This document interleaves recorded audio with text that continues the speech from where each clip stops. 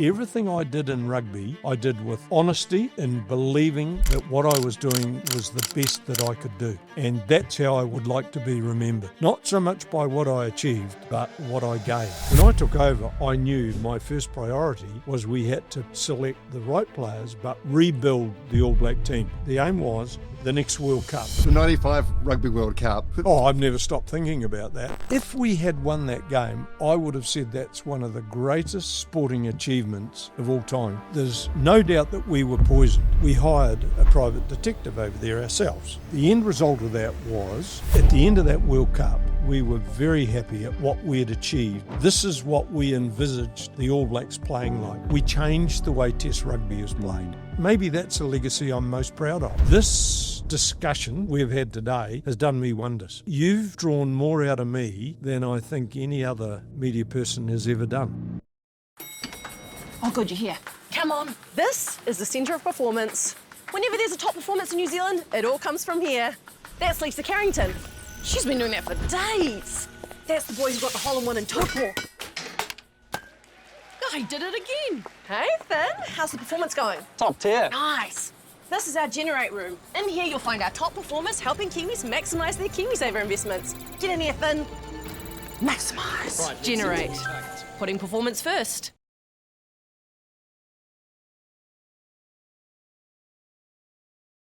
Laurie Mains, welcome to my podcast. Well, it's a pleasure to be here.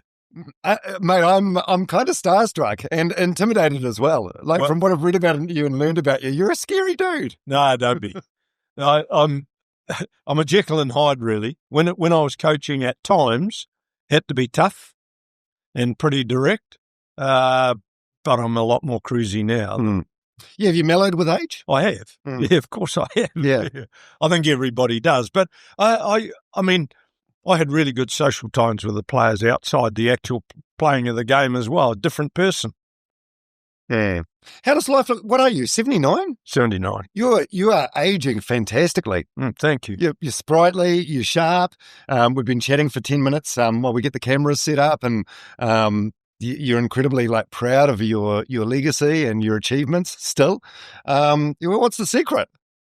Well, I do make sure that I eat good food, and I do make sure that I still do my exercises in the mornings and things like that. I look after myself because I want to live life to the maximum, and then ideally I just drop off one night. But I want to stay healthy up until that time. Yeah. What does life look like now? Have you got grandkids? Are you a grandkid? I've got some grandkids. One of my daughters, her and her children do a lot of fishing, and I'm really pleased about that because I was a fishing nutter. Trout, salmon, sea fishing, did it all, and she's taken up that legacy. I never had any sons, so guess where all the fishing gear's going. Some of it's been dribbling up there. She lives in at Manukau Heads, but some of my gear has already dribbled up there, but there'll be a lot more going soon because I don't do any fishing now. Golf's what I do. You go all right?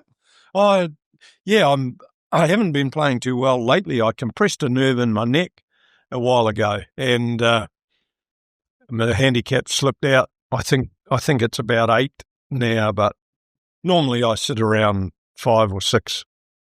That's good going. Do you play with Justin Marshall at all? That's how I got in touch with you. Justin Marshall, one of your old players, gave me your number. Many years ago, Justin was a member at the Hills, and I do recall playing with him a couple of times back in those days. But no, I haven't. I don't think I've seen Justin for 2 or 3 years. See him on television, of course, but I haven't spoken to him for a while. Yeah, it must be a strange relationship when you go through that intense relationship of being coach-player. And who are you still friends with, and who do you see on a regular basis? Oh, your old players. Look, I see a few of them.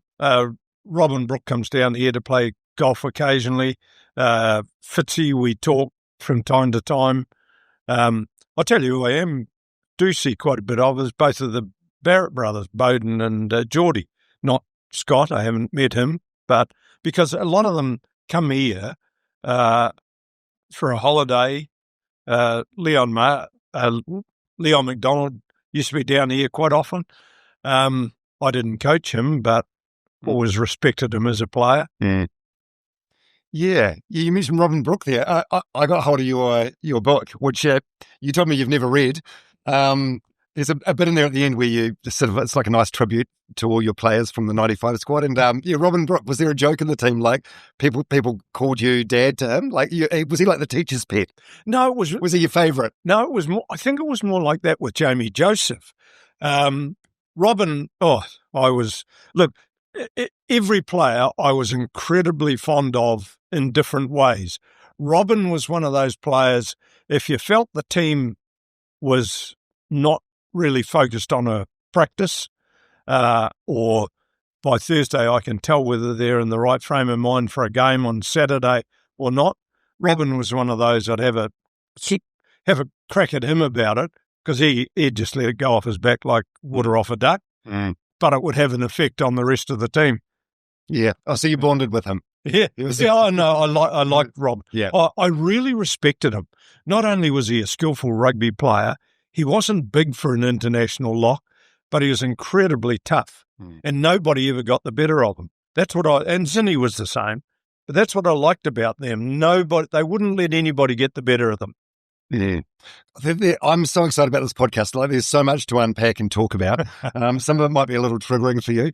By the way, apologies that just over your right-hand shoulder is a South African jersey. I hope that's But what is your earliest memory or memories? So you were born in February 1946. So you're officially like a boomer, like the true definition of a post-war baby.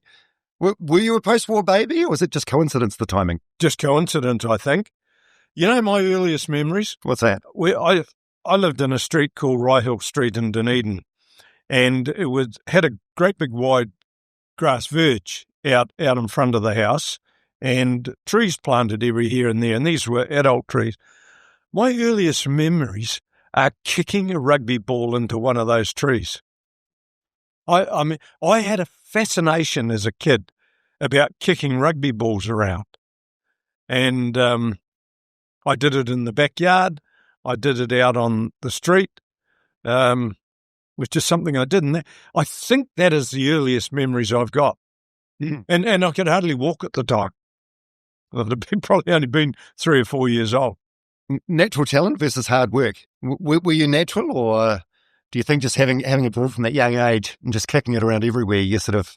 I think I've clearly got some good hand-eye coordination and good timing. But I wasn't particularly fast, wasn't particularly big or strong. I had to put an awful lot of hard work in. And there's a photo here in the book. This is you on your Test debut. Oh yeah, Christchurch, Lancaster Park, 1971. Yeah. How are you the same and how are you different to that kid? In terms of how you feel now. Yeah, That's hard to say. At that time in my life, I had one focus. No, I had two focuses. I had my family, and then I had rugby. And rugby dominated probably 30, 40 years of my life. And it to the sacrifice of other aspects of life. If you could... pick up a phone and FaceTime that 20-year-old Laurie Mains there, what would you say to him? What would I say? I'd probably tell him to keep working hard. If being a top rugby player for a long period of time is something you really want to do, then you've got to put the hard work in. But I'd have a better balance. I'd advise him to have a really good think about his family life, his friends, and life outside rugby, and try and get a better balance than I had. Why did you get the balance wrong? From an outsider's perspective, you seem to have it right. You had a fantastic All Black career, fantastic Otago career. You were a builder. You've done well in business. You seem to navigate the amateur professional thing pretty well. I did, but I'm going to let you into something now. I did. I was very keen fisherman, and over summer I did a lot of that while still working on my overall fitness. Quite often I look back And one of the things I regret about my rugby career, because, I had that time playing, but then I had another 30 years or 25 years, I think it was, coaching, which was all encompassing. I was one of these people that if I take something on, then I give it everything I've got. And just hyperfixate on it. Yeah, and rugby coaching was more demanding than playing, to the detriment of my daughters and wife. And it's something that I would think very seriously about again before going into a prolonged coaching career like that. I'd have a really good think about it. Yeah. And make sure that's what I want to do. I was an incredibly busy person, starting a business, coaching rugby, having a family. Man. That's a lot. It's a lot of plates to be spinning. Do you? That sounds like a regret in a way. Is that a regret? It is a little bit. I'm very, very proud of the things that I did in rugby. But there are things that are more important than your own pleasure and your own sport.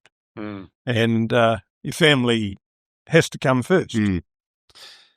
Yeah, I've had Sir Peter Leach on the podcast before, and he's about the same age as you, maybe a year or two older. And he said the same sort of thing. Like, he was working so hard, double jobs, like building this business, that he sacrificed family time. And it's only when you get older that you look back and you realise you can't get that time back. Absolutely. Yeah. And that's a regret I have. I see quite a lot of one of my daughters because she lives just down the road in Alexandra. So, once a fortnight max, she's up to spend a day with me or so on. But you can't get all that time you weren't there. You can't get that back. Yeah. I'm sure they understand.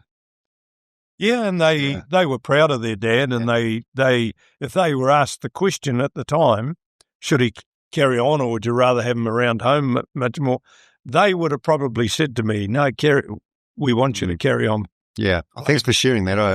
I appreciate it. Okay, let's talk about some fun stuff. So, debuting for the All Blacks, 1971 against the Lions. Let's run through some first. So, how do you find out you made the squad? Is there a possibles and probables trial? Do you hear it on the radio? Do you get a phone call?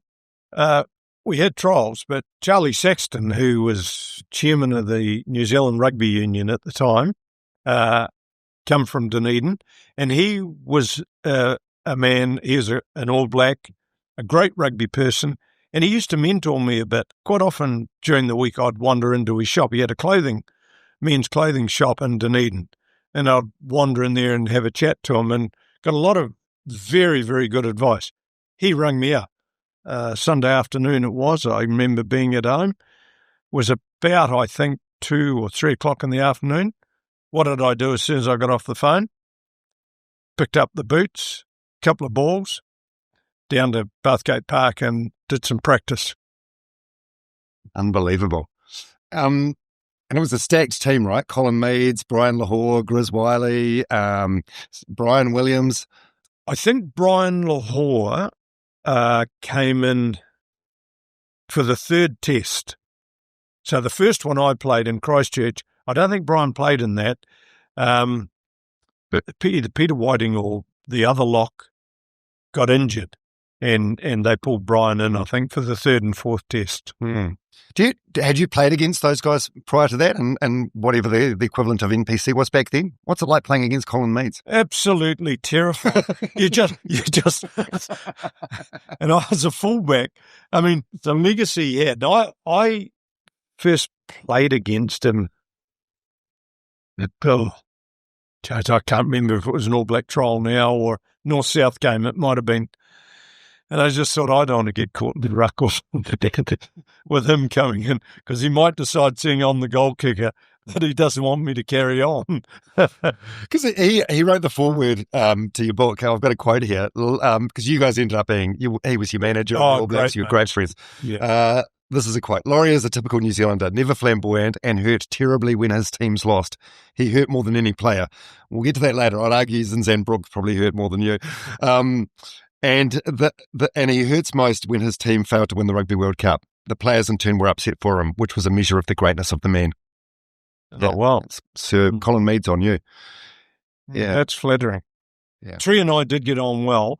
And I remember before we went to that World Cup, my aim was to have the All Blacks as the fittest team at the World Cup.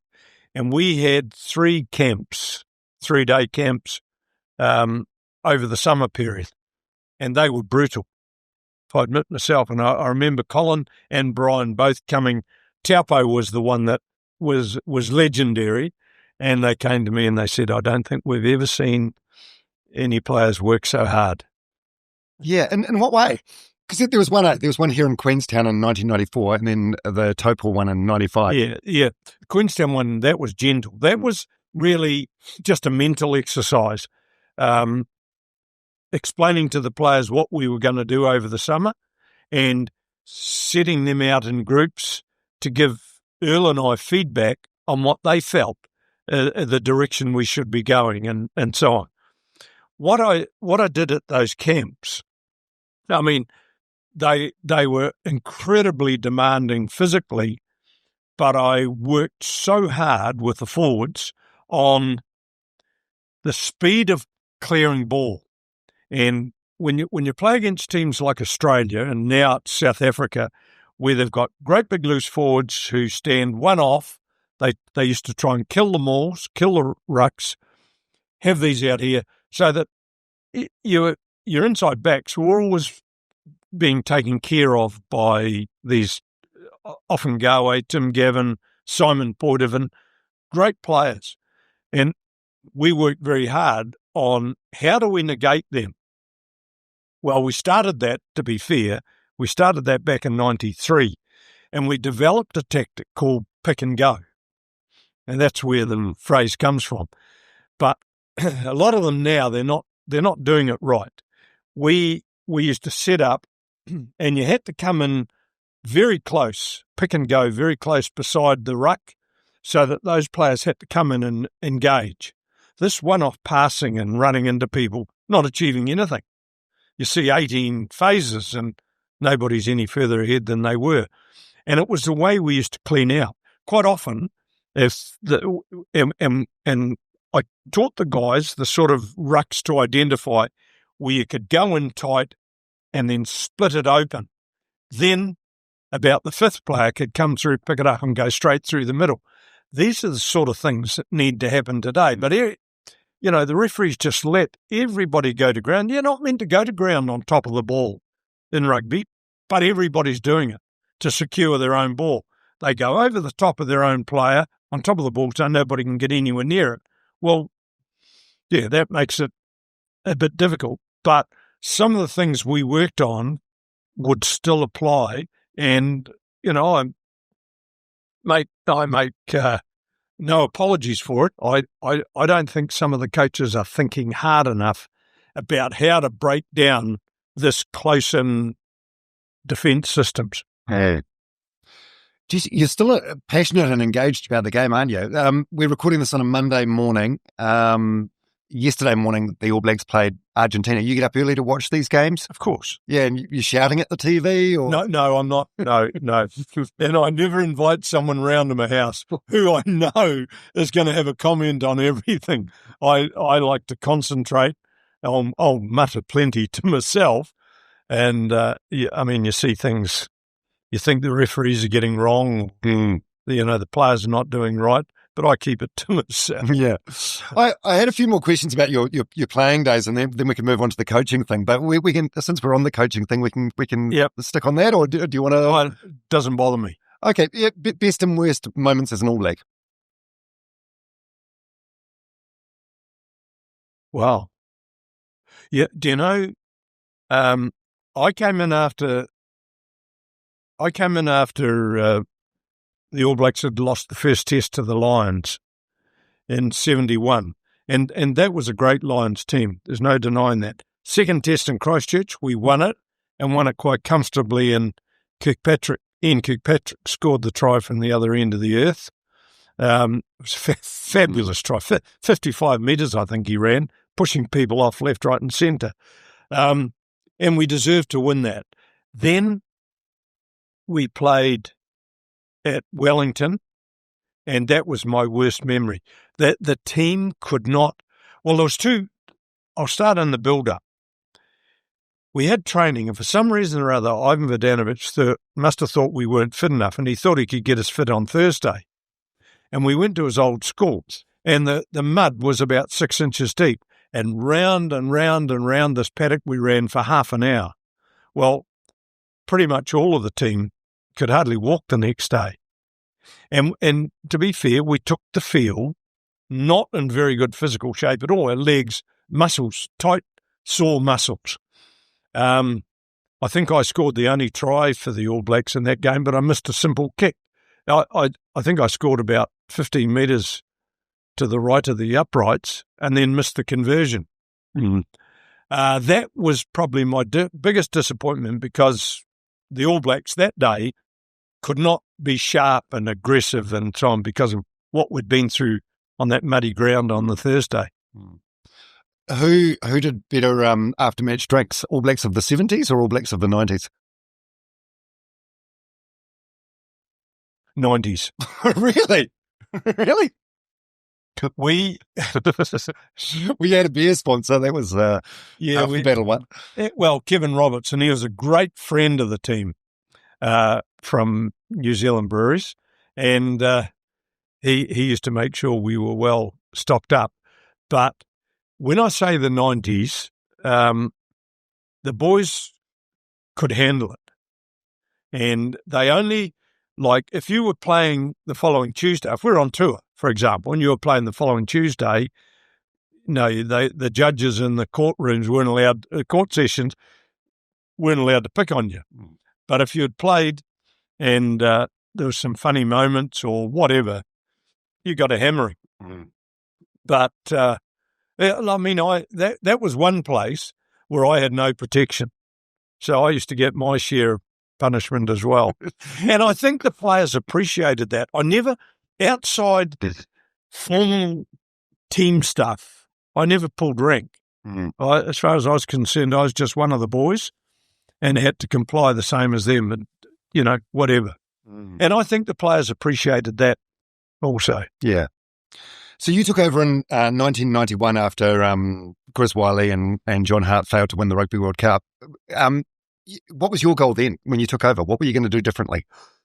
Well, the first thing was that the team had to be rebuilt, because unfortunately for Alex, those players, he'd built a hell of a strong team and a hell of an impressive record.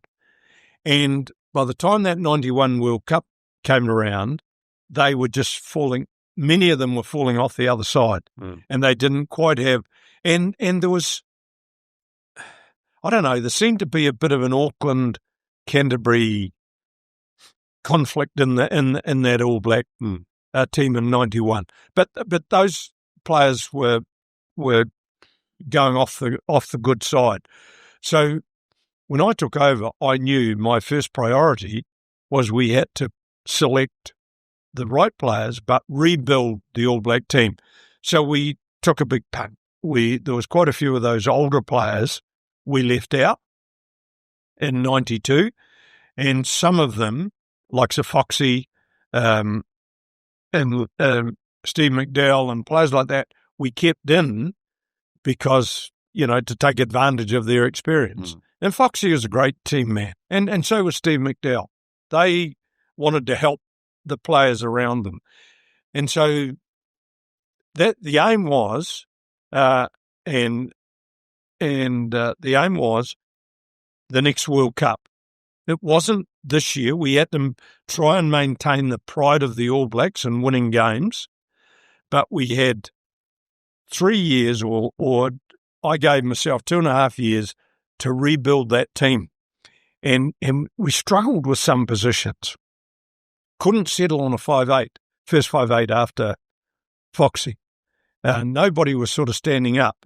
And then at the last minute, who comes along? Andrew Mertens. Mm-hmm. There was things like that, but that happened. We had the same problem with fullback. We tried a few.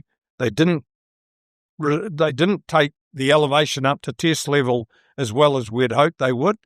And then Glenn Osmond turned up, the year before. So we were lucky from that perspective.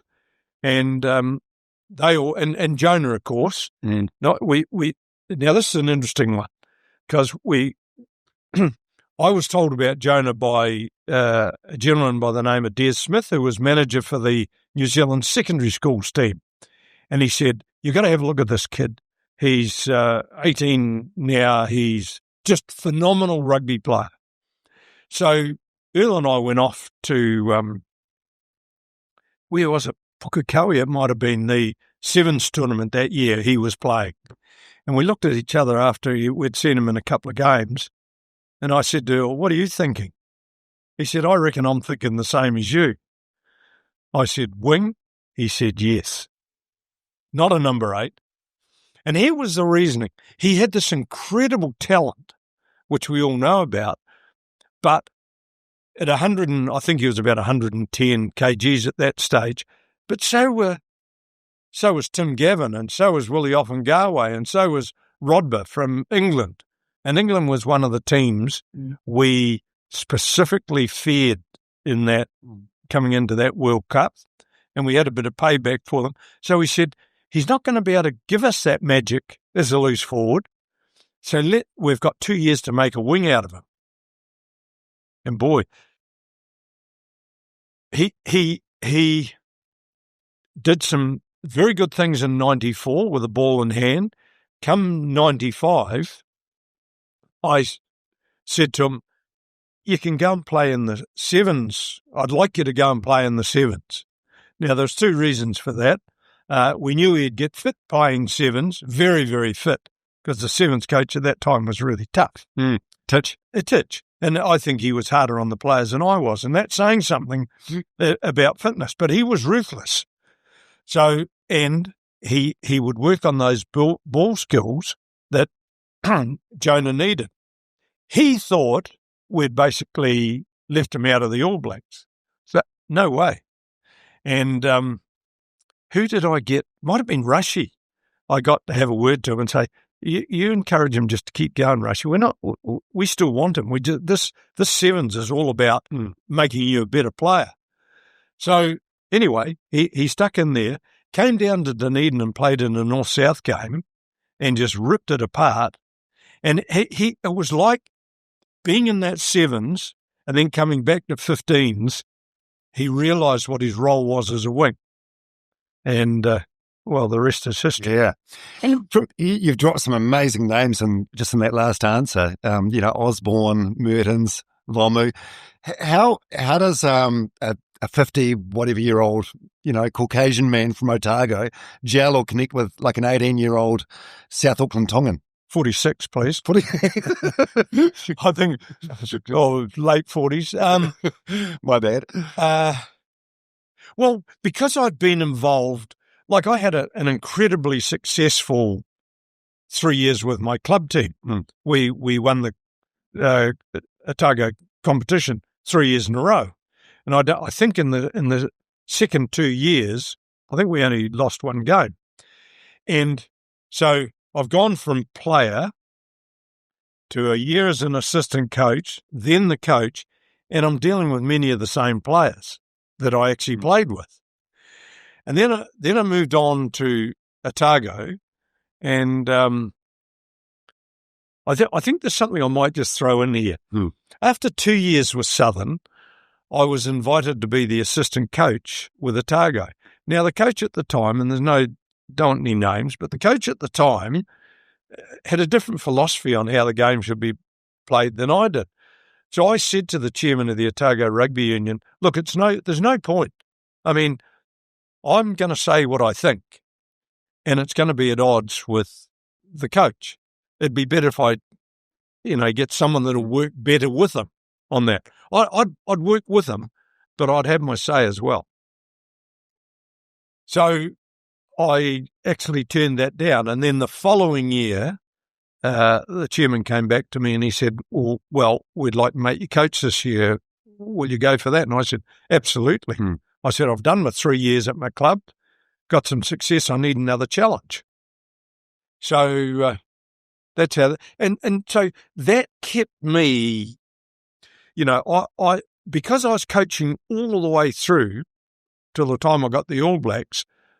Of course, I could relate to those younger players because I never got out of the habit of doing it. Yeah, I'm thinking like different personality types as well. Like you mentioned, Glenn Osborne and Andrew Mertens. Like they were pranksters. They were larrikins, right? Yeah, larrikins. Did you enjoy that, or did you find that tiresome? No, loved it. Did you? And John Timu was another one, and Mark Ellis. I tell you, they here we'd be building up to a test match, and those two would be competing against each other doing 100 press-ups or whatever, And I said, listen, guys, save that for Sundays and Mondays. Don't you doing it on Thursdays when we've got a big test match coming up. Well, one day we had a test match in Dunedin, and I see Alice, towards the end of practice, I see Alice and Timu, we're down at Logan Park, and I see them disappearing around behind the University Club pavilions there. And I just knew what was going to be going on, and I thought, oh, no, I'm not going to go round here. Well, when they come back, I said, how many? And you just, even though I felt that it probably wasn't best for them to be doing that was those guys, and they had to be able to do it. Sean Fitzpatrick understood me very well. So did a few of the senior players, Zinni and so on. And they were the conduit between me and the younger players. And I think they were the ones that said, don't be frightened of Laurie. Be frightened of him at practice, because you do something wrong, you'll pay. But, have a beer with him and so on. And I got on pretty well, I think, with the players outside of the official part of being coach. Yeah. Speaking of Mark Ellis, there's a story I've heard that at the 95 World Cup where he played against Japan and scored 6 tries, which is still a record to this day. Did you tear him a new one for that? No. I thought I heard him in a podcast saying you told him off for for being selfish or yeah. But that was a joke. There was a couple of, if you have a look at that, and as a matter of fact, where was it? Not that long ago, it was on TV, those 6 tries. And there were 2 times where he beat people that if their fullback had been a bit sharper, he would have tackled him when he had a man running free outside him. So I think I did say something to him about that, but it was joking. I also congratulated him on, breaking a record. He was sensational on his feet that day. He was good. A previous podcast guest is Rick Salizzo, who was your first media liaison officer. He told a story. I forget the whole backstory, but had done something to piss you off when he was a journalist. Like he stitched you up. Yeah. He admitted he stitched you up. And then he got given the All Blacks' very first ever media liaison job without it being run past you. And according to him, you hopped on the team bus and he's sitting there and you turn to, I think, Fitzy or JK and you say, what's that prick doing on the bus? Does that sound right? Yeah, that sounds about right. Yeah. And then, according to Rick, JK and Fitzy said to him, Laurie doesn't have to like you, but do a great job and he'll learn to respect you. Yeah, I got to like Rick. It's some of these journos, I don't want to have a general crack at journos, but some of them know they're being dishonest when they write bullshit. And that was the bit that annoyed me. If they're prepared to do that, well, what are they prepared to do in ordinary life when they're not writing? Rick was an exception. He turned out to be a confidant of mine. I think he did that job extremely well, and he often forewarned me about what was going to be coming. I like Rick. Yeah. Oh, he won you over, eh? Yeah, he did. he chipped away at you. Okay, so the 1995 Rugby World Cup. Now, I just want to make a point. That's an example of, if a senior player comes to me with a reasonable thing to say, I'll take notice of it. And that's an example of it. Yeah. Oh, yeah. Speaking, so we mentioned JK just then, Sir John Kirwan. Sir Michael Jones is another one. These are like legendary All Blacks, and they're careers that you had to end. How's that? Like, how are those conversations? They're incredibly difficult. Not with Michael Jones. I didn't end his career. He was. I think there was a problem with South Africa because he couldn't play on Sundays. We had a couple of Sunday games. He's a fabulous guy, Michael, and him and I got on very well together. And he was a player that I quite often talk to. How do I talk to Inga about this? You know, the other island boys who are very respectful of authority, and you've just got to be careful how you talk to them, so you don't do any damage. And Michael was a big help to me, and quite often I'd ask him to go and have a chat to so-and-so about something. JK, great player, and I so respected him as a player, and I can't remember the exact circumstances now, but I think he was ready to retire anyway. Was the same with Foxy. You know, it was I asked Foxy how keen he was to go on the Northern Tour at the end of 93, and he wasn't that keen. He was building a business, and we sort of mutually agreed then it's probably the right time for him to end his All Black career. Great All Black as he was. Both of them were great All Blacks. Yeah, these things, like I'm just intrigued by this stuff because in my own private life, I actively avoid and put off tough conversations. When you're in a position like that, you're forced to have these tough conversations week in, week out. Yeah, and I just wonder how you go about that. They're always done face to face, or they done over the phone. No, I don't like phone calls. Sometimes you had to. It's best. Like 99% of rugby players are very, very honest. They're self-critical.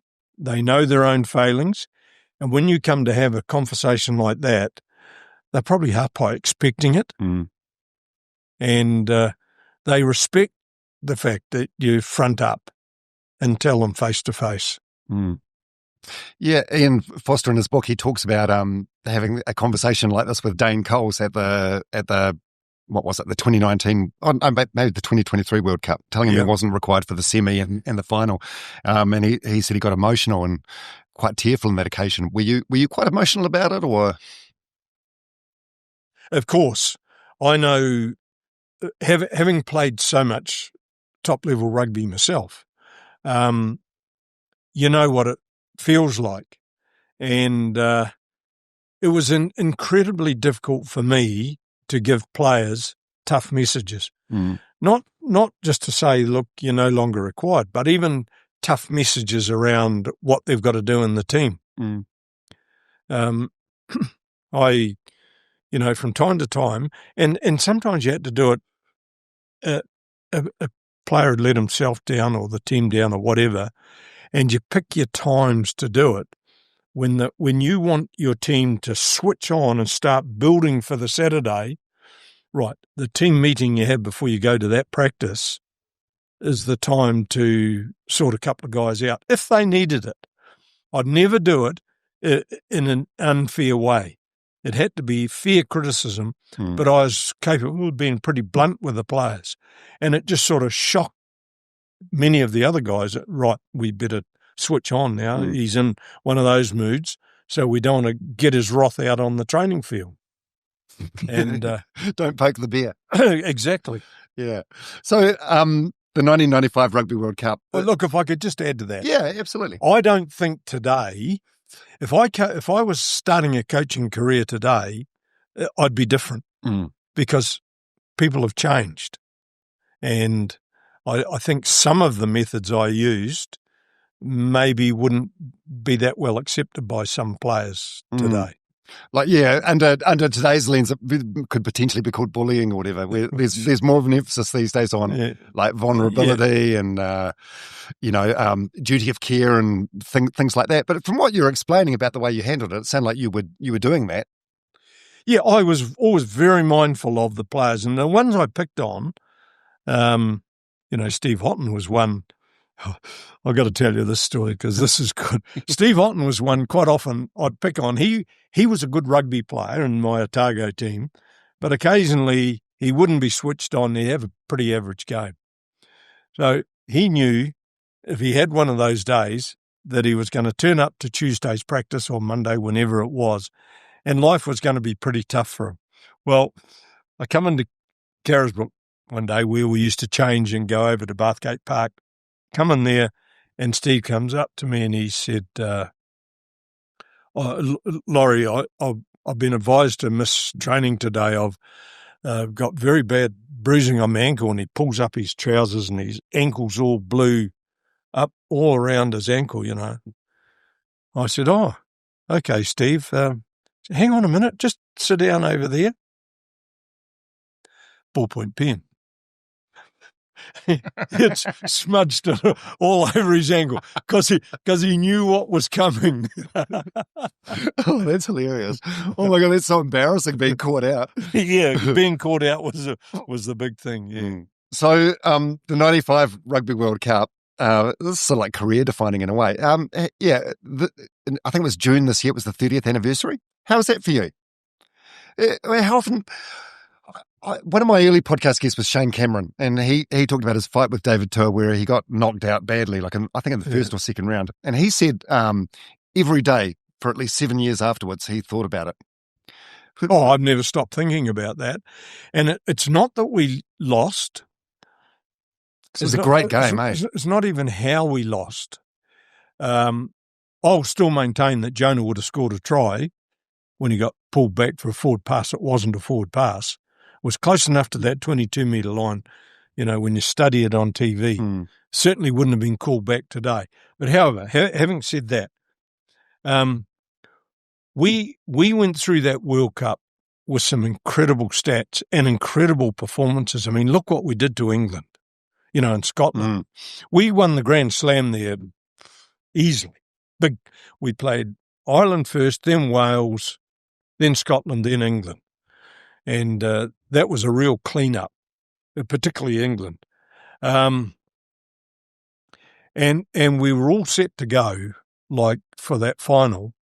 And as was tradition, we'd leave the team to their devices on a Thursday and the management would go out to a restaurant somewhere for dinner. Well, we did that. We came back in and come back into the hotel. Standing by reception was Zinzan Brook. And the minute I saw him, I turned to Colin and I said, there's problems. And he said, oh, half the team are up in the docks room vomiting and they're sick as hell. And when we went, we normally went and had a little bit of a captain's run on a Friday, the day before the game, at the venue we were going to be playing in. We went out there and I said to the boys, look, we're not going to run. We'll walk around the park and talk about what our options are from the various positions that, because we're playing South Africa, we'd have specific tactics for them. And after about a quarter of an hour, I just gave up because the players couldn't concentrate. And I knew we were in real trouble. And I said to Brian Lahore, who was our campaign manager there, I said, would we have any show getting this delayed till Sunday? He said, no. Too much disruption to everything. And he said, I think we'll try and keep it quiet. So that, you asked me what was one of the worst moments in my playing career, or now the worst moment in my coaching career, was seeing that team go out and play, knowing that they probably couldn't give better than 85% because of what they'd been through. Now, there was 3 naughty boys, Rush, Eric Rush, I think Josh Kronfeld, someone else, who didn't have the tea and coffee. They went out and ate, I think they had McDonald's or something like that on the Thursday night, and so they weren't sick. Amazing. And I think Fitzy, because he had Fitzy might have had media commitments or something before dinner, and by the time he came and had dinner, it was a fresh batch of tea and coffee that was put out. I'm convinced it was that first batch of tea and coffee that had been poisoned. Because it's one of the great sort of Kiwi sporting folklore things. It's sort of up there with Chappell's underarm bowl to McKechnie in cricket in 80 or 81 or whatever it was. Is there a Susie? Was there an intentional food poisoning? No, let me tell you the real. Yes, it was. There's no doubt that we were poisoned. Now I'm going to tell you a story, and this confirmed it for me. Eon Edgar, who was a great rugby follower, and Eon supported me all the way through my rugby career, coaching career. We were having at a dinner for something, Targa Sportsman of the Year or something like that in Dunedin, and he'd just come back from the UK. This is after the World Cup. And as soon as I walked in, he came up to me and he said, I got something that is informative for you. And I said, yeah, what's that, Eon?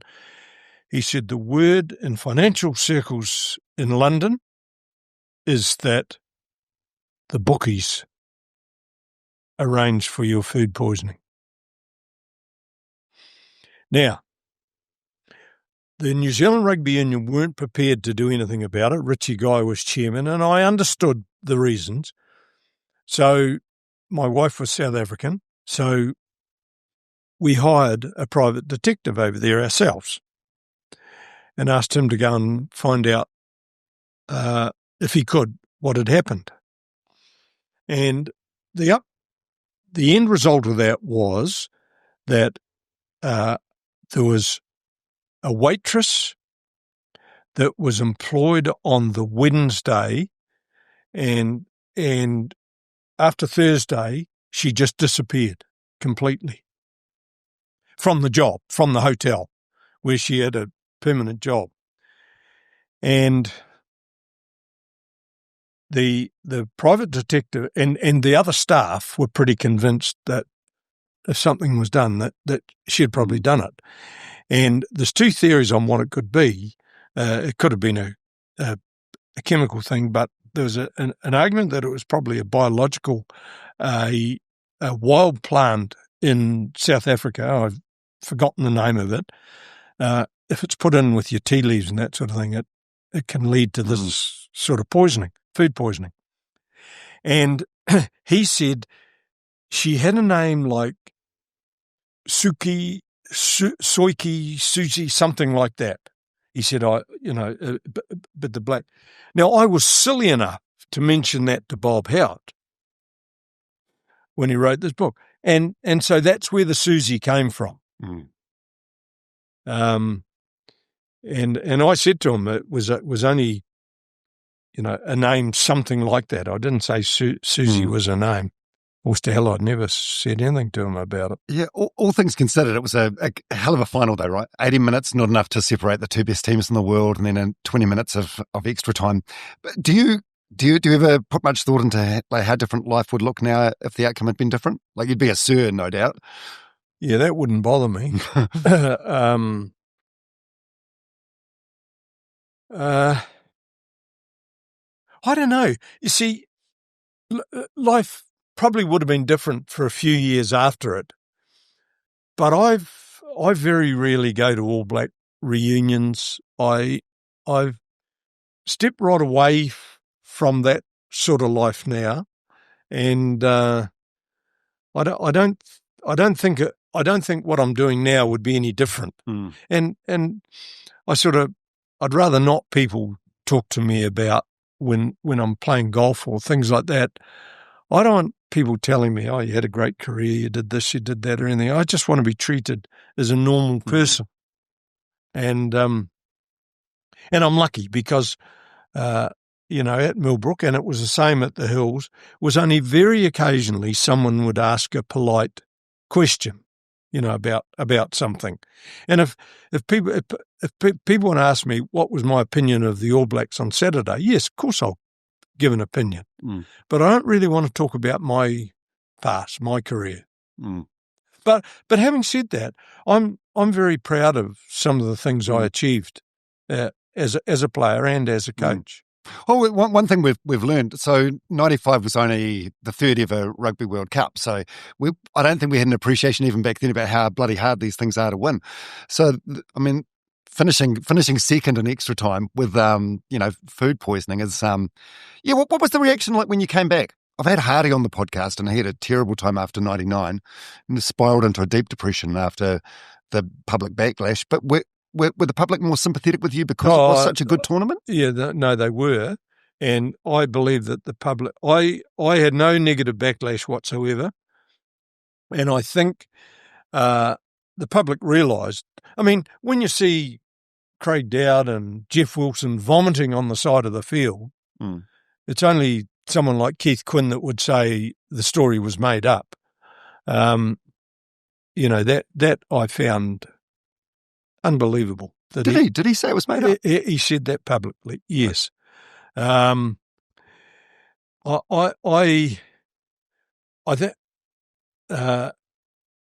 think people were incredibly sympathetic, and they believed that we were the best team at the World Cup anyway. I mean, Andrew Mertens had a fantastic tournament. He missed a drop goal just before the end of full time, missed by about 2 feet. And then their first 5-8, he gets one. And in extra time. So it's just the way it is. If we had won that game, I would have said that's one of the greatest sporting achievements of all time, given the circumstances that faced those All Blacks. Did you get to rub shoulders or have anything to do with Nelson Mandela at that tournament? Oh yeah, no. In '92, I did. It was first year on that he was president, I think, and that's what our tour was about. Lovely man. Was he? And I was at one dinner that he was at in '95 as well, and he made a point of coming to talk to me, which I thought was really nice. Lovely person. Yeah. One of those people that just has an aura about him when you meet him? Yes, definitely. And, when you meet him and you see him like that and you hear him speaking, you can probably see why he survived imprisonment and came out without any bitter feelings. He was fantastic. Oh, awesome. And were you happy with the actor who was cast to play you in the Invictus movie? I haven't seen it. What? How have you not? Well, are you not curious to see what the actor version of it? I saw shorts of it somewhere, and no. Oh, you got no desire to watch it because you know how the movie ends, or? I would have had trouble believing that it was a true account of what happened. And so I didn't want to get infuriated by going to see someone's twisted version. Yeah. So the locker room after that '95 World Cup final, what's that like? What's you're disappointed. You're hurting as much as the team, but do you flip into like cheerleader mode or like supportive dad mode? More supportive. And Colin Meads was very, very good with the guys. Yeah. They, of all the games we played, they probably played their heart out more in that final than any of the others. There was just a limit as to how much they could give. It's, yeah. I still feel so sorry for those players. Whenever this is talked about, I hurt for those players because they're the ones that actually, we all had the illness. I had it. Colin and Brian had it. Colin was pretty badly affected. But we all, like, I in particular felt sorry for the players that had to go out on the field knowing they couldn't do what they were doing a week earlier. Yeah. Would you have wanted to carry on as coach after that tournament, or was it just not an option? There was a time where you get one crack at the World Cup, and if you don't win, you're out. Well, Colin thought he could fix that. Colin thought I could get reappointed. And I said to him, look, I'm mentally drained. If I could have a year off and then come back, I'd possibly do that. But I was drained, and I realised I just had to get on with the next stage of my life. That was the year it went from amateur to professional, right? Yeah, but I want to make another point here. When I coached, I always coached the forwards because I always, right from back in my club days, I coached forwards because if they didn't do it right, then you never had a game. Might as well not have had a back line. Earl coached the backs, and we had a fitness trainer. We didn't have 20 other coaches floating around the team like they do these days. So Earl and I obviously were under far more pressure than what coaches are today because we had to do all the work. We could call on a scrum coach if we needed to. We could call on I remember calling Andy Aiden in one test build-up to sort out a line-out problem or to give us some ideas on a line-out problem. So, but by and large, we were the coaches. You got a lot done, didn't you? We did get a lot done. Did you, because you sort of missed the whole professional thing, financially, did you do okay out of the game? No. So just huge amount of sacrifice, putting your career and... Louis Lake paid me okay when I went and coached the Lions in South Africa. But and then I had those 2 years coaching the Highlanders, but that was pretty small money, really.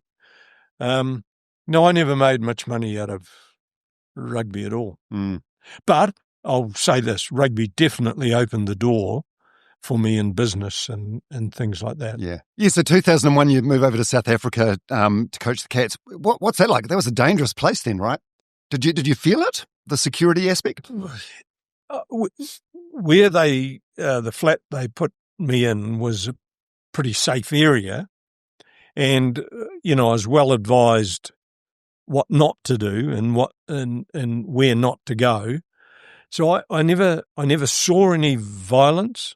I never felt any pressure at any time. Never felt, but I made sure I wasn't out at night on the streets or anything like that. There was several of the players in the same complex that I was staying in. So no, it was good. By and large, I enjoyed my time over there. It was interesting. It was a challenge to coach a nationality that I'd not had any experience with, and they think differently to us about rugby and so on and so forth.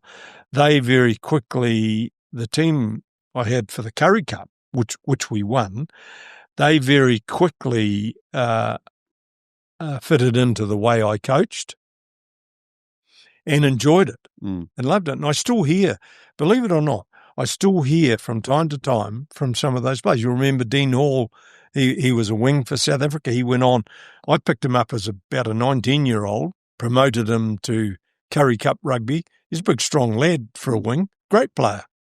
And then he obviously went on to become a very good Springbok.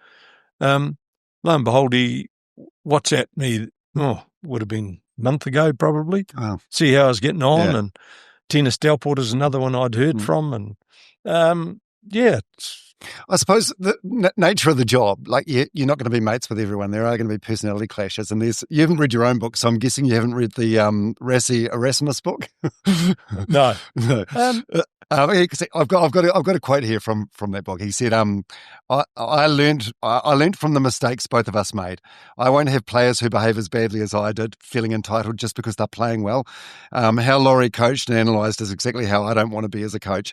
Yes, he's admitting some of his own mistakes, but yeah, is that hard when there's like personality clashes with players that you just don't gel with? Well, it's funny he says that because Andre Fenter, who was a great All Black, I was talking to him one day and he said, Rassie's doing exactly what you did that he hated to do and he refused to do. He's doing it with his players. So you can take that comment for what it's worth. Yeah. The only reason I had conflict with Rassie, it wasn't about rugby issues. It was that he didn't want to train. Mm. And if I'd let, maybe he kept himself fit, I don't know. But if I'd let the whole team be as slack as he wanted to be, there's no way we would have won games. There's a lot of those players were big South Africans, like you see, and you've got to work hard to get them fit enough. And it's, yeah. It's it must be hard when there's players that you've had a falling out with write about you in a book, and it's sort of like, it's a free hit really. There's nothing you can do to defend yourself. No, well, does it not bother you? Not coming from him because he's not no, seriously, he's a very dishonest person, and I'm not going to get into it now. But he had a lot of personal failings in his social life and that sort of thing. But it doesn't bother me coming from him. Oh, I didn't know anything about this, but researching this chat, so you came back and you're coaching the Highlanders. Did you and Anton have? There was some falling out with Anton. Oh, yeah. Well, it's another example of a player wanting to do it his way. Now, this is where I suddenly was starting to realise, and I made a comment right at the start of this interview. If I coach now, I'd probably have to be a little bit different and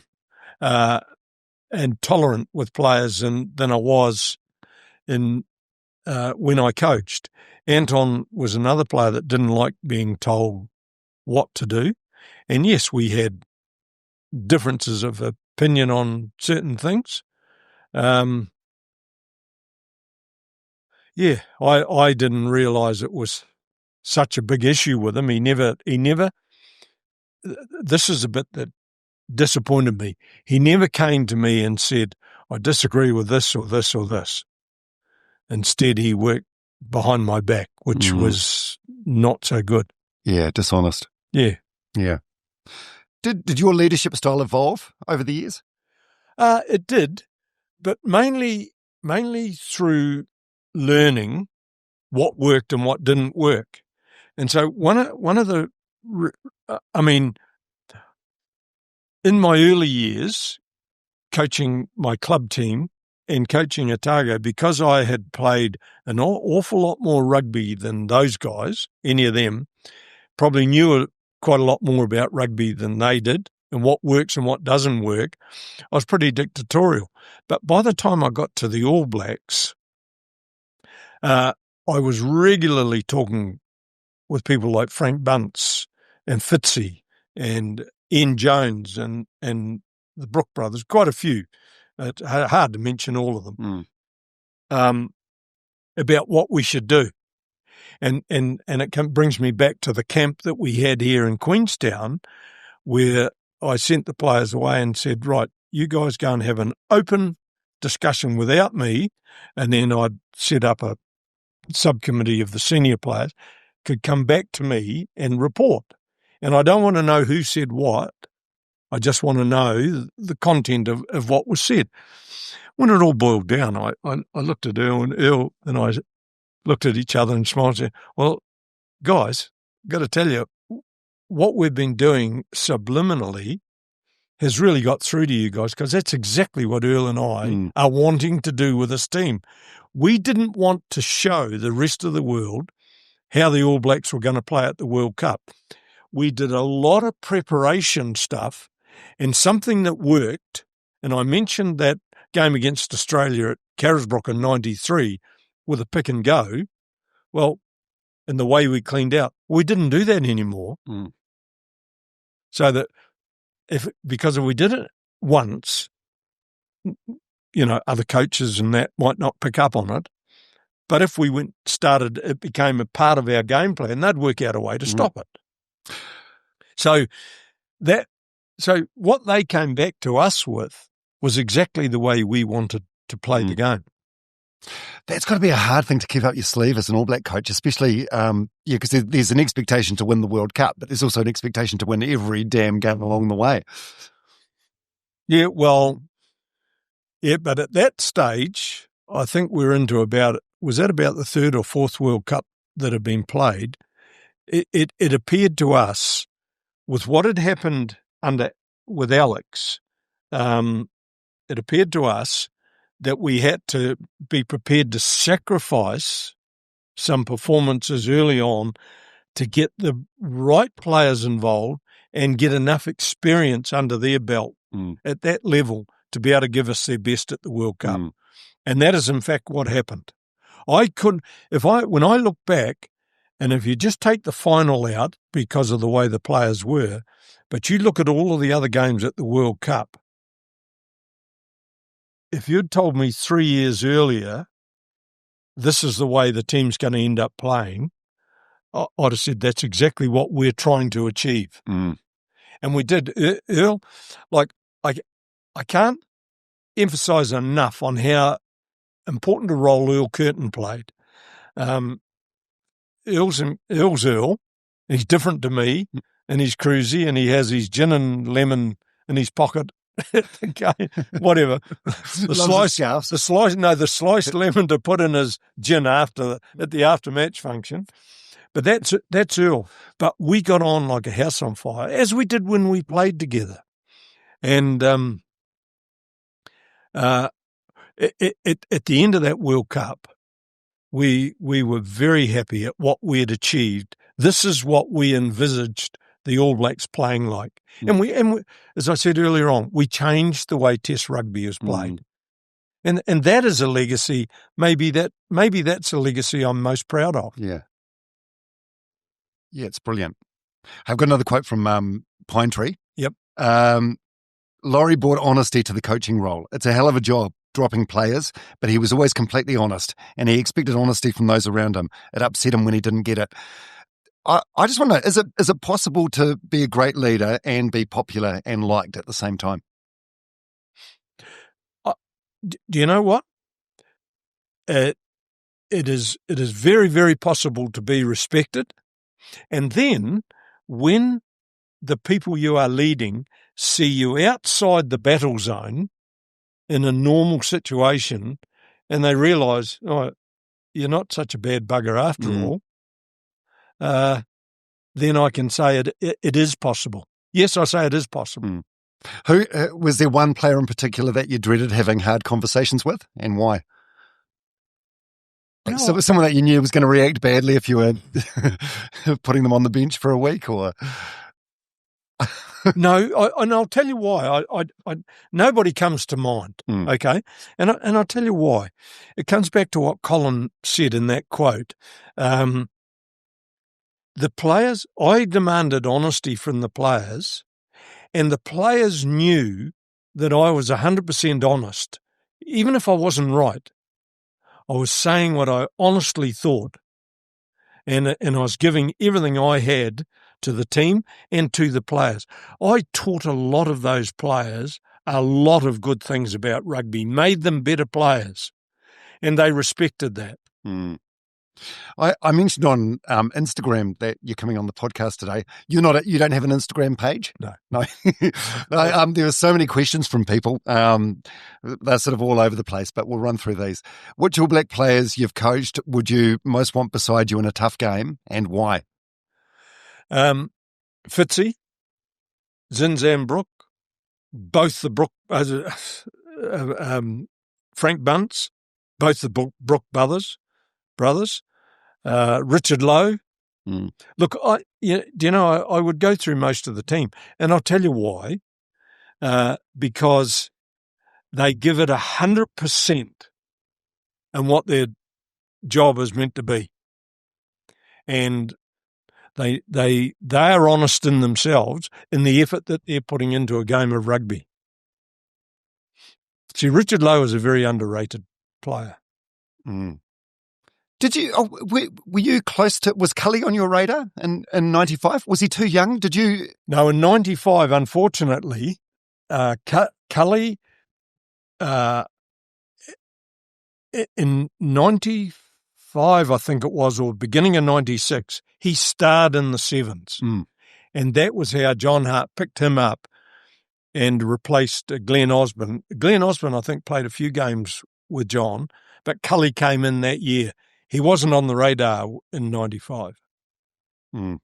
How do you want to be remembered in New Zealand rugby?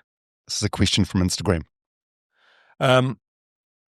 I just want to be remembered as someone who gave everything he had to his players, the team, and to New Zealand rugby. That's all I want. That I did the best that I could. Well, it has been a life of service for the sport, hasn't it? As a player and a coach, Yeah, over so many decades as well. Yeah, well, it has, and some of the things that I wonder at times. Not many people have given as much to a sport in terms of performance. Like I played more than 100 games. I think I played 180 first-class games. I played 115 or 16 for Otago. Then I turned around and coached Otago, I don't know, might have been 140 games or something. I can't remember. But that's a hell of a long period of time. And then I coached the All Blacks. I was on the New Zealand Rugby Union coaching committee. See, this is something people wouldn't know. On their coaching committee for about 10 years, and under Bill Freeman. And I gave my life to it. And I can, to this day, I can say that everything I did in rugby, I did with honesty and believing that what I was doing was the best that I could do. And that's how I would like to be remembered. Not so much by what I achieved, but what I gave.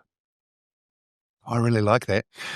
Yeah, I mentioned I had Sir Steve Hansen on the podcast recently, and a lot of what you've said is, even though it's different eras, similar to him. It's like team first. Yeah, team first in everything, and it sounds like that's what you were saying as well with all the decisions you made. Well, let me tell you. I'll tell you another story.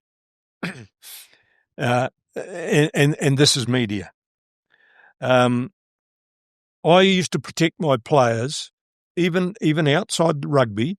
Now, Inga Tuigamala was one. Now, Inga had to live in a garage at his family home, and I used to do what I could do for him. And Wingray wrote an article and put it in the New Zealand Herald about Inga, an All Black Inga, living in a garage. That embarrassed Inga so much. And, I had a crack at Wingray about that. I said, should you not have run it past Inga or me first before you wrote a story like that because of the embarrassment it could cause to him? Didn't give a shit. Now, that's where I got offside with quite a few of the media when they were dishonest. I don't care how brutal on me a journo is if it's honest. If he's telling the truth. But when they bend the truth and give ill-informed opinions, that's when I used to get frustrated. Yeah, because you care about the players. Yeah. God, I can't imagine how terrifying that is, getting a spray from Laurie Mains. Well, it'd be intimidating. Oh, I don't know about that, but I'm not. I'll tell you what, it'd be a hell of a lot worse getting a spray from Colin Meads. Now let me tell you about one. I mean, this is legendary. We had a pretty average game again in our first test against France in '95, and I don't know the reason for it, but I was all geared up to sort out one or two players and to have a pretty brutal session on the Tuesday, not so much in hard work because the players were fit, but in comments on what we didn't do. And Colin got up at the team meeting before we went out and gave the guys what I'd call a genuine Colin Meads serve. And it was better than I could do. And coming from him, because he didn't interfere with coaching. And I used to ask him to have an opinion from time to time, and he was sort of reluctant to do so. But he just got up and did that. And what did it sound like? Just a lot of F-bombs? Oh, no. How he spoke, I said to him, you'd have made a good coach, Tree. He said, I had a bit of a go at it, but he said, I never knew what the backs were doing, or words to that effect. No, he just told them straight about what he expected from All Blacks.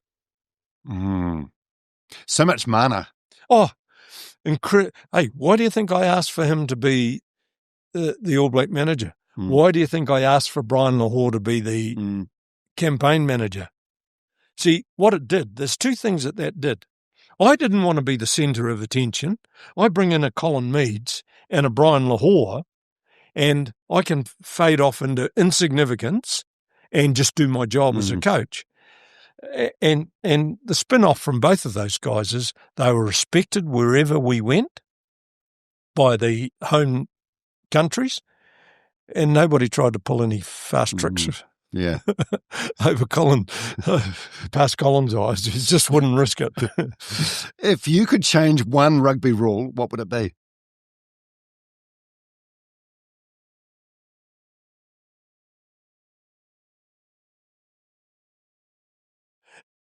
Look, I've got to say, it's not so much changing the rule as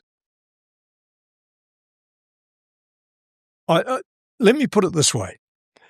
I can't stand seeing 15 phases of rugby with one-off passes out to a forward, bash into forwards, out to another forward, bash in. I mean, do you get bored watching that? Yeah. You get sick of it. Right. Do we need to have a law that says something like this? Okay, you can have 3 or 4 goes around the ruck like that. After that, it's got to get out to at least your centre. Or I mean, you couldn't have a rule that said that. Or do we have to introduce a law like League have got?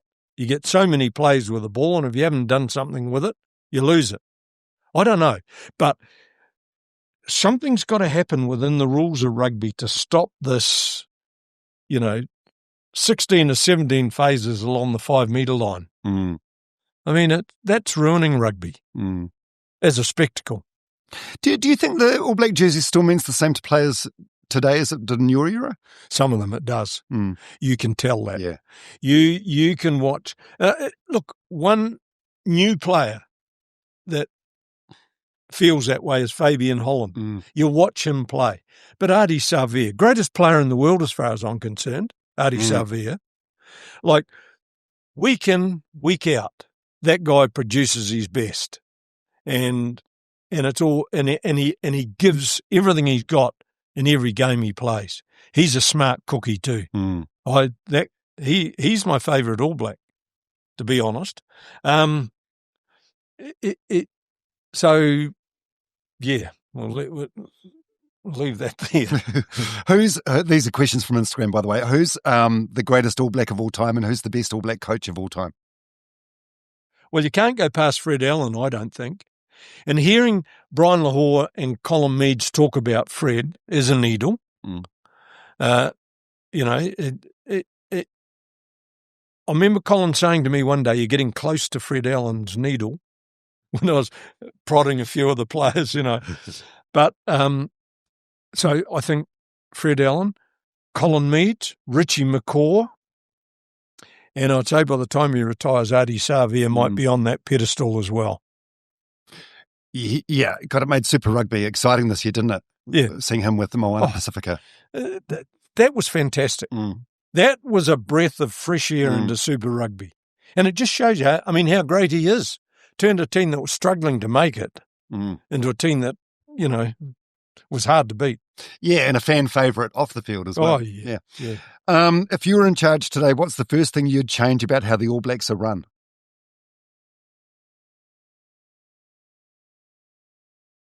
Well, I don't know how they're run. You know what I think I'd do? I'd probably have less coaches so there's less confusion with the players. At times I see examples on the field of this player thinking this is what he's been coached and this player thinking something different. And if you've got two, I don't mind extra coaches being around to deal with technical issues, like a scrum coach or whatever. Teach them how to scrum, but don't tell the players what to do in other parts of the field. There's got to be one person driving it. And so I'm not sure how the All Blacks are driven, whether Scott Robertson drives the whole thing. Not sure. But it's got to get down to that. So you heard what Ian Jones said in that Sky TV the program. Doco. Yeah, the end of the world. Laurie taught every player what his job was. And then that job fitted into what our team pattern was. Okay? Can you have that if you've got players being told by different people what they should be doing? Can you have that? And I see examples.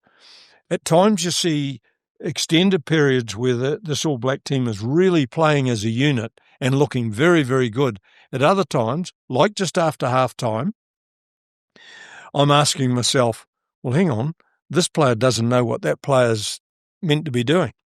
Who's the toughest player you've ever seen, and could they survive in today's game without getting carded every week?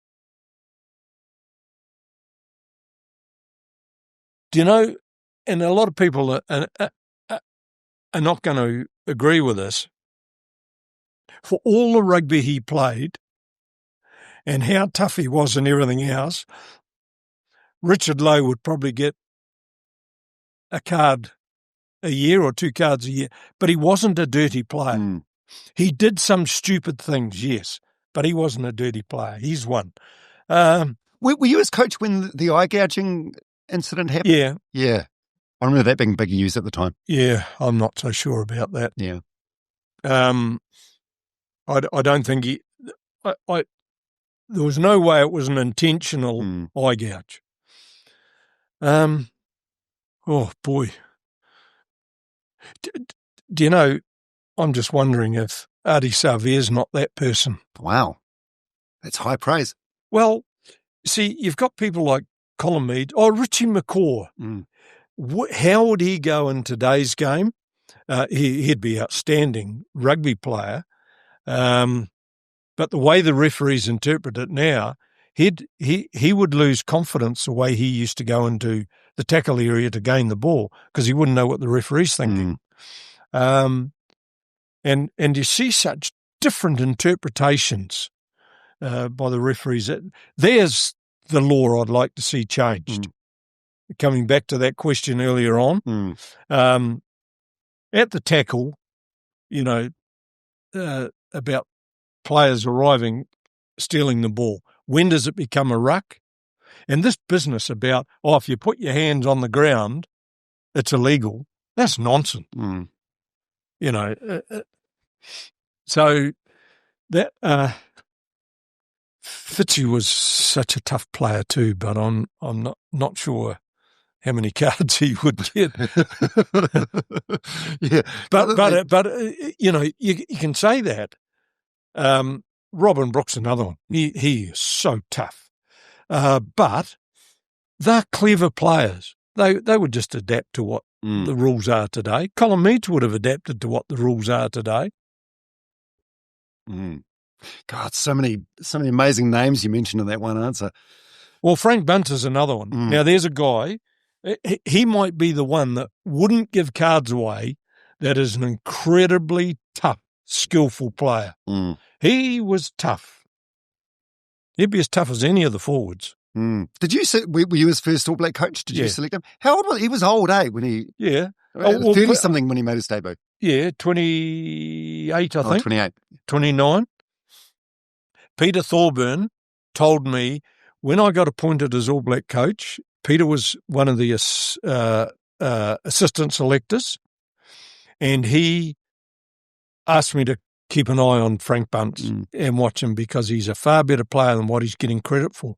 And when you do study him, to really know what a player's doing in a game, you've got to watch him for 40 minutes, at least 40 minutes.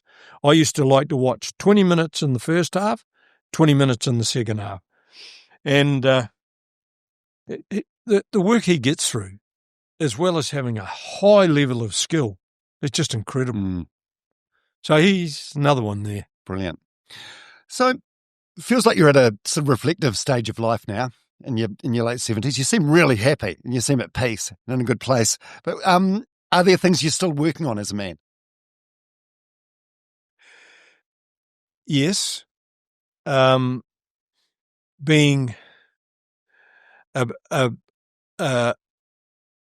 much more, how do I put it, accommodating, thinking about other people more, particularly my partner in around the house, making sure I'm, whatever I do, I consider her first, whatever.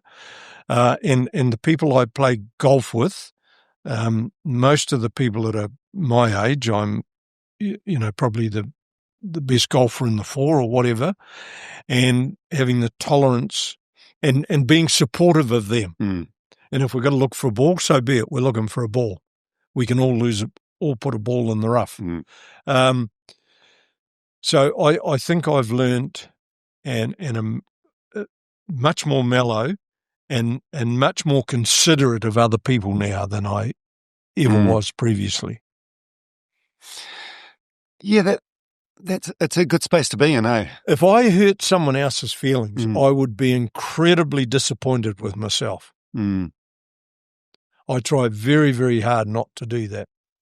Do you ruminate at all, or do you think about like conversations you've had over the years and things you could have done differently? And of course, yeah, I think we all do. It's not a healthy space to play in, but we can't help it. Do you know? If I could go back to when I was 32 years old, coaching my first rugby team, and start again, I could be a world beater because of what I know, what I learned, and the great players that I coached that taught me heaps. That's something I haven't said enough of in this interview, is what I learned off the players. Just in general discussions and opinions about how we should do this or how we should do that. I learned a hell of a lot off the players.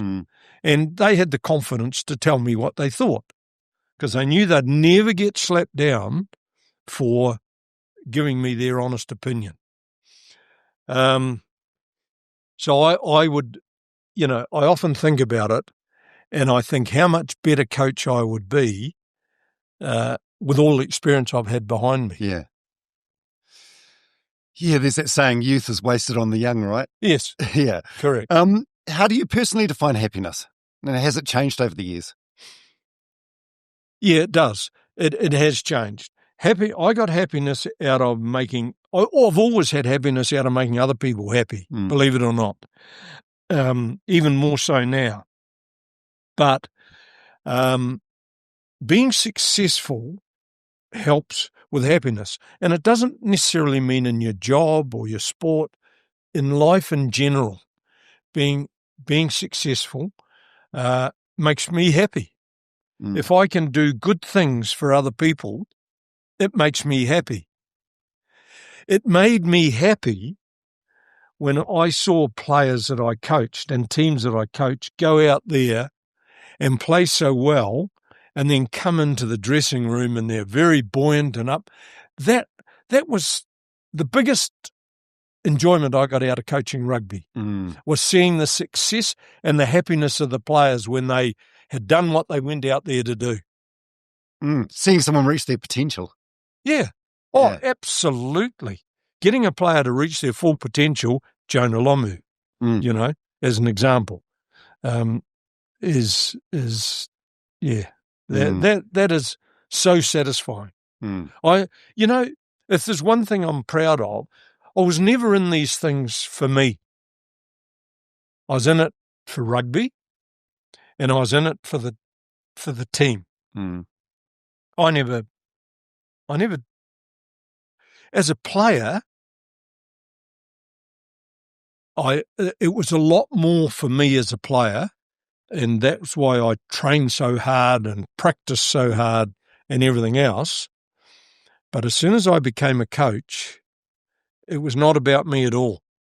I wasn't in it for me. I was in it for the team, for the club, the province or country, whatever, and for those players. And the All Black jersey, I've got to say this, the Otago jersey, the Southern jersey, Otago jersey and the All Black jersey, that's it. That was it for me. That's what I was in it for. Yeah, you bleed black and blue and gold, don't you? Yes, I do. Those three colours. Yeah, I can tell. Hey, something that's a massive sort of discussion these days, which was not a discussion at all even in the 90s when you were coaching, is like mental health and mental wellness. And actually your old mate, Sir John Kirwan, has had a huge impact on this. One thing I've learned is that no one gets to the privileged position of being in their late 70s without being kicked in the ass by life a few times. How's your mental health been over the years? Let me say for a start, I'm absolutely delighted and proud of what John Kirwan has done.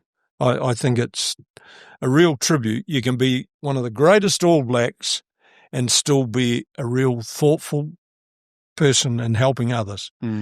I've been through stages. I don't believe I've ever had depression.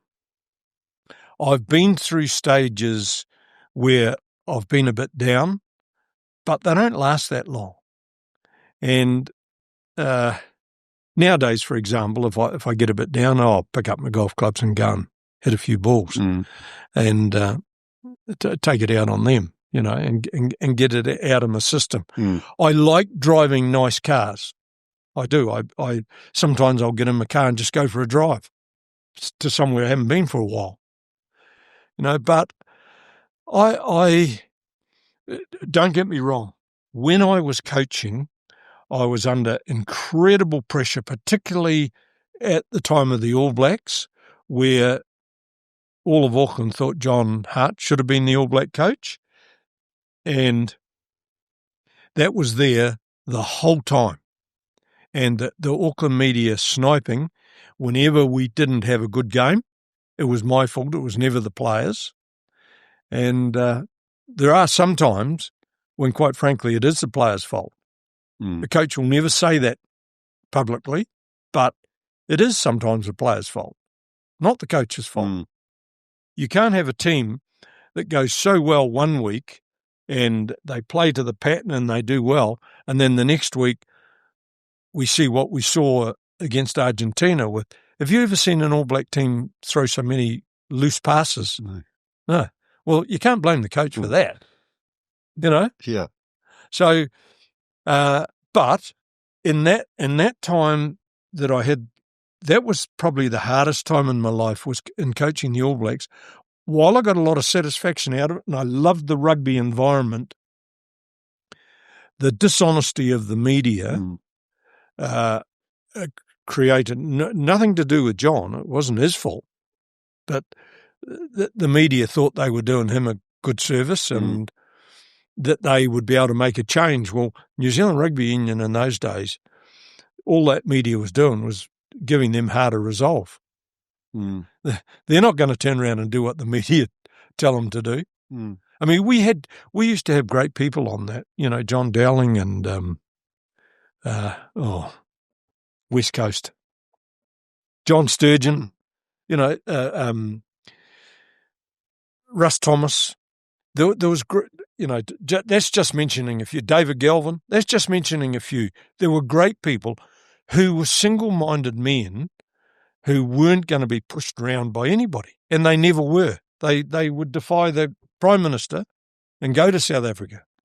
I mean, that's the sort of people they were. So the media were never going to influence them and what they're doing. Do you feel like the media, this is like history repeating itself, do you feel like the media had an impact on the Ian Foster, Scott Robertson thing a couple of years ago? I can I say that I think the New Zealand Rugby Union handled it badly.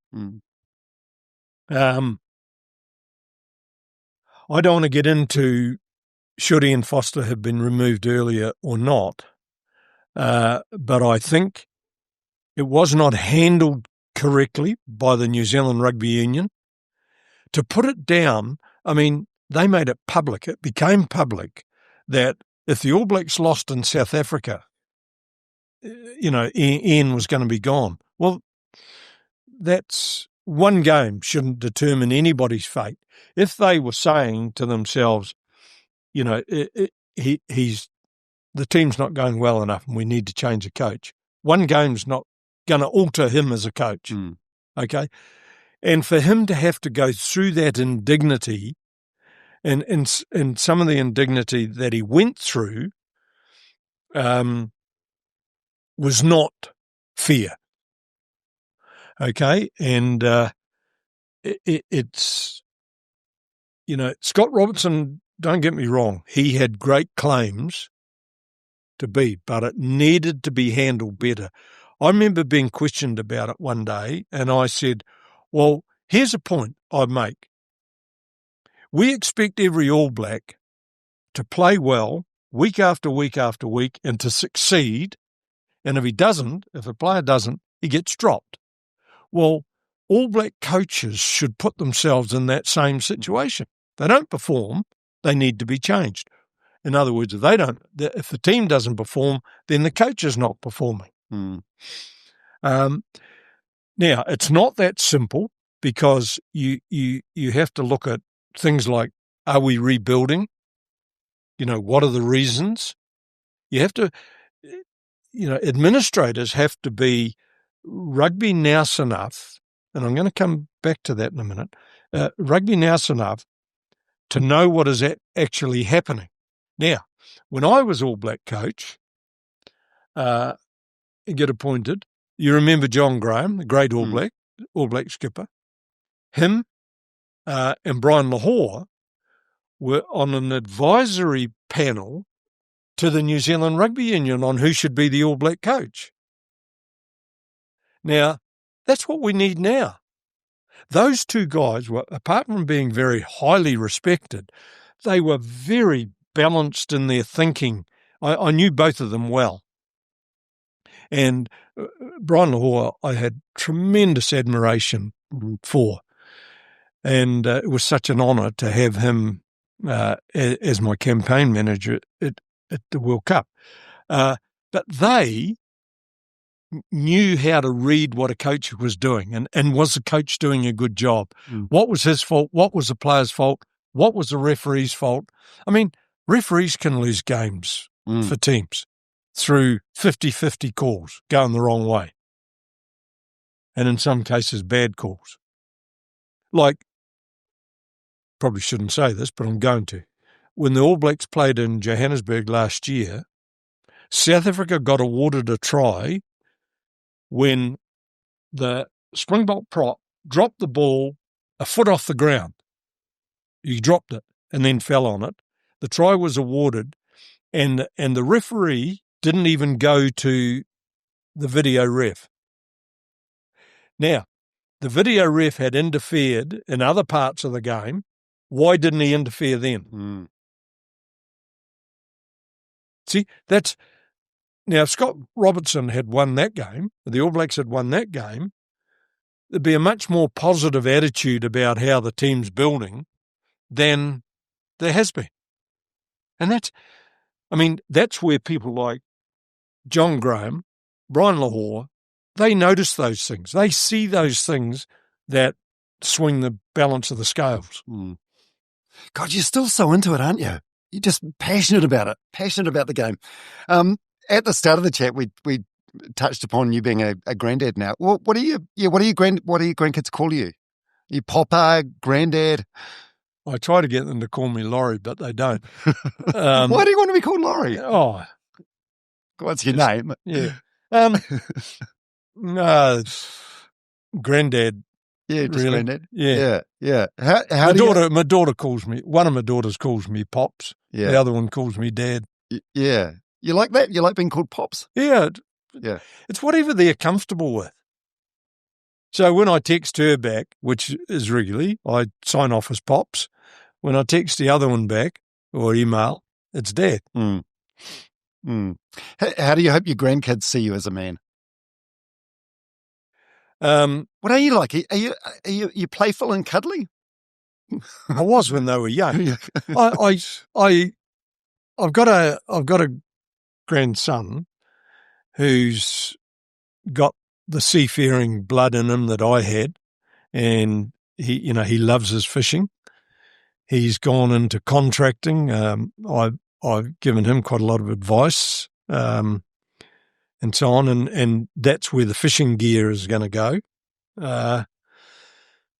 So, yeah, unfortunately, my other daughter hasn't had any children, but I haven't seen as much of my grandchildren as I would love to have because my daughter moved to Auckland, and that had my two grandchildren. But yeah, they're still there, and I see them from time to time. And next year, when the big 8-0 comes over, I'm going to get them all down. How good.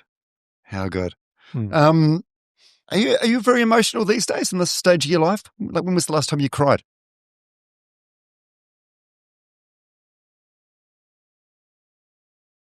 I find as I get older, like I reckon through my 20s and 30s, I could probably count on just a couple of fingers how often I cried. It would have just been maybe my nana's funeral. Maybe that was the only time. But as I get older, I find I'm getting more and more emotional all the time. Yeah. Well, you do. Obviously, I did. When my mother died and when my father died. This one will surprise you. My older brother had a dog that was the dog of the century. I swear that the dog used to come and stay with me from time to time, and I swear you could talk to it and it understood what you were saying, or she. And the most amazing little border collie, intelligent, unbelievable. And every time I went there, she would go turn around to the front of their house and come back with a bit of rope about so long for me to play with her. She died rather suddenly, and I had a tear or two over that. And I've just, recently, I don't really want to talk about what caused it, but I've had a pretty emotional experience a couple of times in the last 2 years, and yeah, I've had a little bit of a thing about not being able to do anything about it, not being able to help or whatever. So I think it happens to everybody. Yeah, absolutely. Do you have any regrets? Personal, professional, or otherwise? Yeah, I do. I think anyone that gets to 80 that says they don't hasn't lived a thorough life. Well, I have regrets that I spent so much time away from my family when my daughters were at an age, early teenagers, and a little bit younger, and their mother, I believe, suffered quite badly from me not being there very often. Being an All Black coach in those days, you were just all over the place. I have regrets about that, and she ended up with a problem over it. So I definitely have regrets about that. I think that maybe I could have managed it better Although, those same years we had the most fabulous fun Christmases, and that as a family. I was into my water skiing and jet boating and all that sort of stuff, and my daughters just loved it. Yeah. And fishing out on the lakes and things like that. They were fabulous Christmases, and always had a very good friend of mine, Lindsay Clark, who I played 100 games for Otago with. He's played more than me for Otago. We used to go away camping together, and other members of our team. Well, there used to be about 6 or 7 of our club team used to go away together. Yeah. Wow. Do you still set goals? Do you have future goals? Yep. I was really doing well at golf, and I got my handicap down to 3.8 about 3 or 4 months ago, and then I had a fall, compressed a nerve in my neck, and it's like being a rugby player. You play with injuries, and I had this terrible pain under my shoulder blade, and I still thought I could play golf and couldn't. And in 3 months or 2.5 months, my handicap went from 3.8 to about 8, which it's at now. Now's the time. My goal now is to get back to, I think, a reasonable handicap slope for me is 4 or 5. I mean, I don't know many other 80-year-olds that are there, so that's a goal. That's one I enjoy. I'm a very, very keen gardener. Tomatoes, cucumbers. Laurie's got the best tomatoes in the district. I was feeding half the staff at the hills with cucumbers and tomatoes, and my friends. But I grow vegetables for, just eating parsnips and carrots out of the garden now. And, so I love my garden. And I'm very keen on my landscaping too. I do all my own landscaping. So I still, and that included building a 30-metre fence, 2-metre high fence and things like that at the back of the house. So And your relationship with your own mortality, what's that like? I mean, we've mentioned so many names today of people that are no longer with us. You brought from Brian Lahore and Colin Meads to even younger players like Jonah. What's your relationship with death like? So it's a very bleak question, but it's a reality for all of us. I have sort of thought about it, but I think because of how I feel and how I play golf, a year ago I was saying, I'm hitting the ball just about as far as I did when I was 50, and I'm walking around a golf course in wet weather and things like that, and I'm thinking, I got a while to go yet. I'm looking forward to 90. To be honest. Yeah. And I don't think I know it'll happen one day, and I have the feeling I can't think seriously about it at the moment, but I have this feeling that when the time comes, I'll be ready for it. I'll accept it. If next week I was diagnosed with a terminal cancer, then I'd be disappointed it's happened, angry that it's happened, say, right, what have I got to get done in the next 3 months or 6 months or whatever that's in the bucket list, and then accept it, and get round and do it. But I'm not even thinking about the days when I can't go out and play golf or I can't do my garden. My garden seems to get a bit bigger every year. I seem to have more time and just as much energy to look after it. That's wonderful. Well, as I said at the beginning, like the man sitting in front of me today, like he seems in really good nick. Yeah. I feel really good. As I say, I get up. I've got some historical rugby injuries, and so I get up in the morning and stretch, and to keep on top of them. and I do a little bit of weight training, but with one of those Chuck Norris home gym thing on pulleys, so I don't want impact. Yeah. And I don't want to do heavy weights because at my age that's not a sensible thing to do. So I just keep going, and I don't think about. I mean, yeah, okay, I accept the fact that I'm going to be 80 soon, but I don't think about that as old. I'll start to feel old when I can't do the things I like doing. Yeah, so I'm 52 now. I've become mildly obsessed with the aging process, and I see someone like you, and I think, okay, what's the secret? Same as like Winston Peters or even Donald Trump. The guys in their late 70s or early 80s, and they're still crushing it. Yeah, just getting on with it. I think you have to keep active. That's the key. Well, you've got to keep active mentally and physically. Mentally is just as important, because if you go old mentally, you go old physically, and vice versa. So that good healthy diet, and something that I'm not quite so good at is getting plenty of sleep. I seem to think 5 hours is enough for me at night, and when there's things like FedEx Cup golf on TV and whatever. There's always something to watch. There is. And, rugby matches in the middle of the night and that. But I had the discipline. Now, here's a good thing. I needed a decent sleep on Saturday night.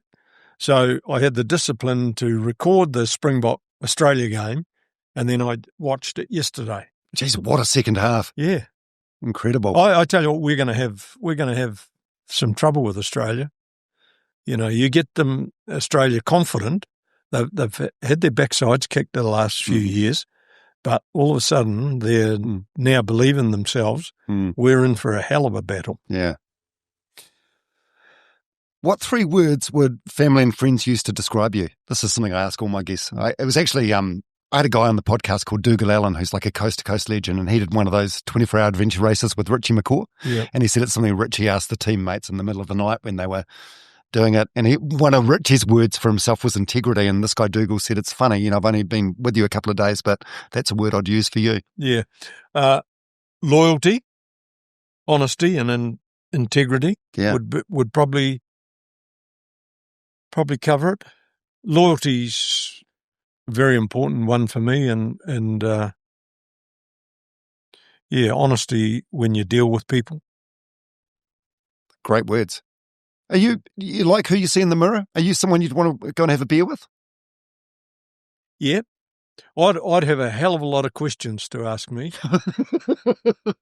Would you like what? So just the things like I try to not to talk too much about myself or that sort of thing. I'd be asking plenty about, because of what I've been through, and where I've been and things like that. By the way, I was also a wine connoisseur for quite a few years. I had quite a big wine cellar in one of my houses, but because I drink so little now, I haven't had to buy wine for a long time because I'm drinking. Oh, some of my reds are just fabulous, but I might have half, 3/4 of a glass twice a week. Wow. More likely once a week. And in summer, I'll have a hazy pale ale on a hot day. So I don't drink much now. That's another thing. I've really cut that back. Intentionally? Yes. Yeah, well, I say to myself, well, yes, I like the taste of it, particularly the hazy pale ale, having a beer, and that's fine to have one of them. Red wine, a great friend of mine years ago I played rugby with, who's one of the top heart surgeons in the country, Richard Bunton. He's retired now, but he told me one day, a little bit of red wine is good for your heart.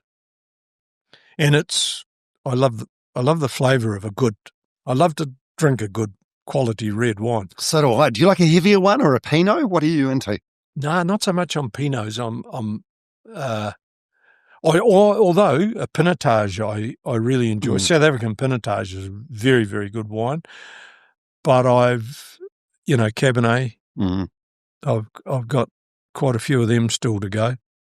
Oh, I've got some wine at home that'd be worth thousands of dollars, the bottles, the big Jeroboams and things like that. But wow, I'm not. But I didn't buy them for someone else to drink. How have you? This has been a lot of fun. Some of these are going to come out in my 80th next February. Yeah. Oh shit! I have to push for an invite. Yeah. How have you found this today? As someone that's not a huge fan of talking about themselves, is it quite cathartic? Is it nice to reflect on some of the stuff? Dom, I've got to give you some credit here. You immediately relaxed me and made me realise that this is just a chat. There's no angles. And that's something I really appreciate when I get interviewed, that there's not an angle. And reminiscing for me with a complete stranger is really enjoyable. And you did quite a lot of this off the cuff based on what I had talked about and things I'd said. And I've found it very enjoyable and very refreshing.